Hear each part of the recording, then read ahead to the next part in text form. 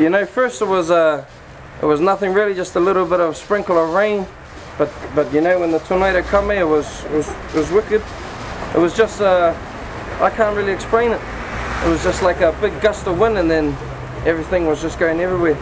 I was up on a scissor lift. Yeah, so when I felt the wind there, I just come down, started to, you know, started to head off inside, and that's when it hit. And yeah, it was pretty wicked. All the portaloos, 3 portaloos, you know, just seeing them lift up, get taken away. Yeah, it was pretty wicked. People dead on the other side, just over from us. Yeah, they've been squashed or something, I'm not too sure. But yeah, construction workers. Yeah, construction workers. Yeah, something fell off a truck, a piece of slab of concrete.